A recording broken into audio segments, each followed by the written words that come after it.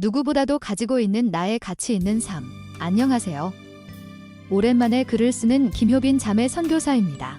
요즘 코로나 확진자 수가 많이 늘어남으로 인해 많은 분들이 또 걱정과 불안함으로 어쩌면 체념으로 지금 이 삶을 살아가고 있을지도 모릅니다. 그러다가 문득 이런 생각들이 듭니다. 왜 우리는 이 어려운 삶을 살아야 하나? 아니면 어떤 삶을 살아가야 올바르고 가치 있는 삶일까? 저는 여러분들이 가지고 있을 이런 질문들을 똑같이 질문하고 답을 찾으셨던 어느 한 분의 이야기를 알려드리려 합니다. 벌써 40년도 더 된 1980년의 일은 봄을 기억합니다. 그해 저는 고등학교 1학년이었고 듀리라는 과목을 처음 배우면서 어떻게 사는 삶이 가치 있는 삶인가 하는 물음으로 마음이 가득 차 있었습니다. 삶의 가치관을 정립하고 싶다는 열망을 지니고 나는 어떤 가치관을 가지고 살 것인가를 여러 날 깊이 고민했습니다. 저희 가족은 모두 제가 어린 시절부터 장로교회에 다니고 있었는데 그해 초에 저의 큰언니와 오빠는 이미 후기 성도가 되신 이모의 권유로 예수 그리스도 후기 성도 교회의 선교사들을 만나 침례를 받고 후기 성도가 회원이 되었습니다. 저는 큰언니와 오빠의 개종이 못마땅했고 이것에 대해 부정적인 태도를 가지고 있었습니다.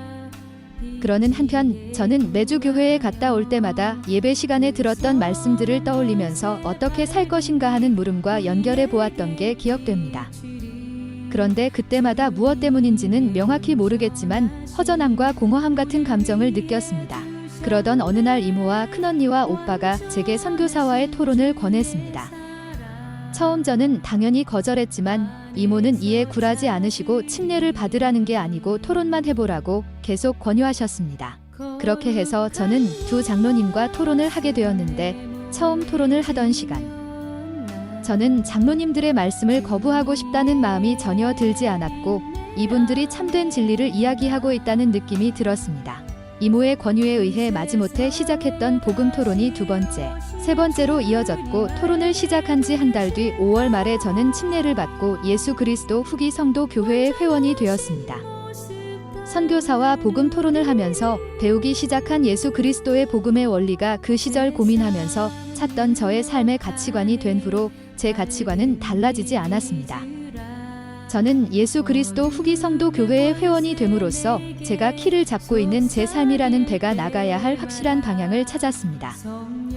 그리스도의 복음은 제 배가 도달해야 할 목적지와 나가야 할 방향을 가리키는 나침반이 되었습니다.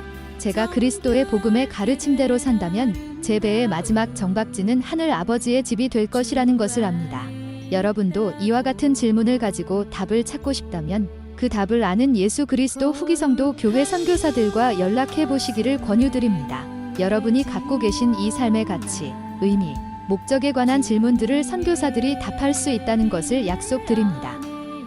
이 모든 것을 우리 주 예수 그리스도의 이름으로 전해드립니다. 아멘.